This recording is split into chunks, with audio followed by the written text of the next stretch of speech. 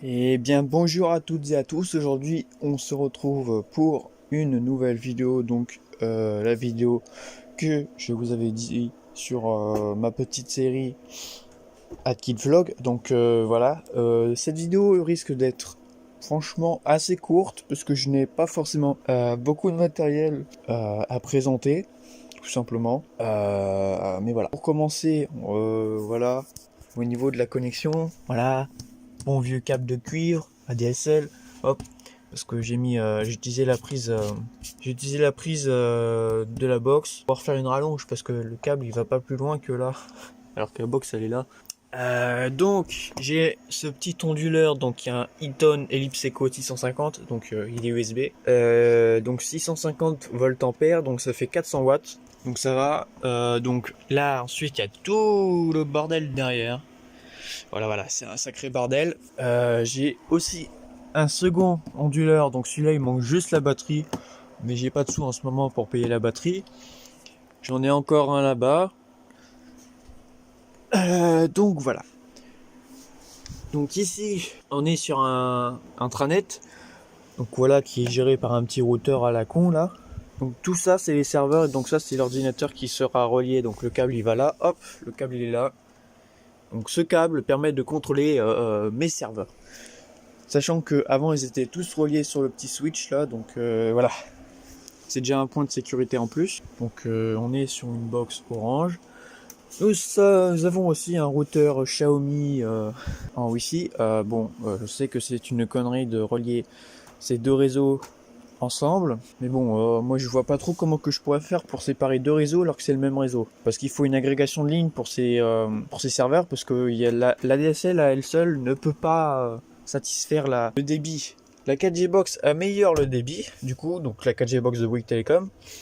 Donc le câble il va là, hop, il est relié à un adaptateur gigabit, puisque quand je le connecte à la carte réseau qui est là, donc celui qui fait la distribution du réseau, on voit pas grand chose.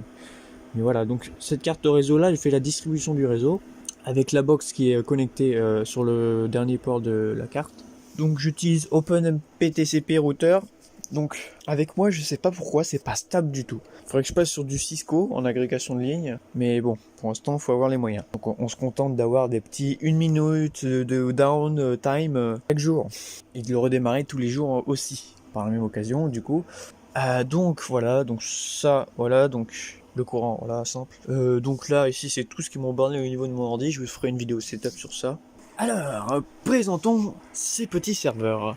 Ce petit serveur là, HP, c'est le HPE, donc HP Enterprise. Moi, je le dis comme ça, mais normalement, c'est HP.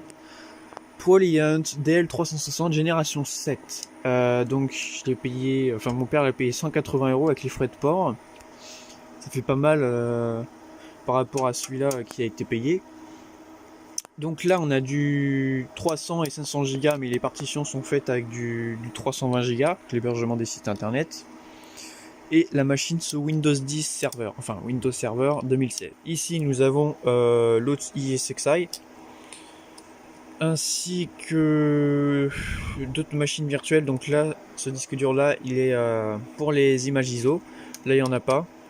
Donc là c'est deux disques durs, donc il y en a un qui est semi-HS, mais c'est juste pour du stockage personnel.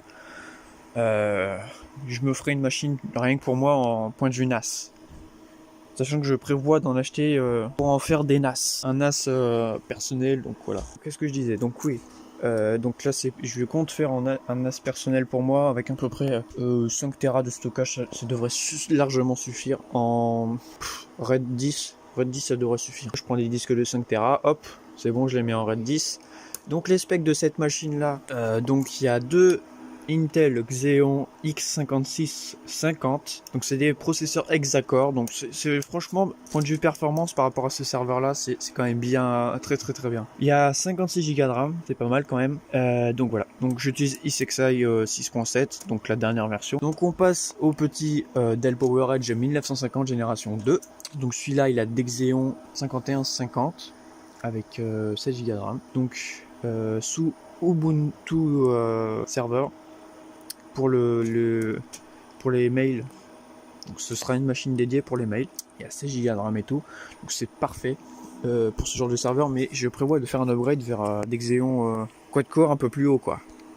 Parce que quand on modifie des fichiers, c'est à 100%, voilà, c'est un peu chaud.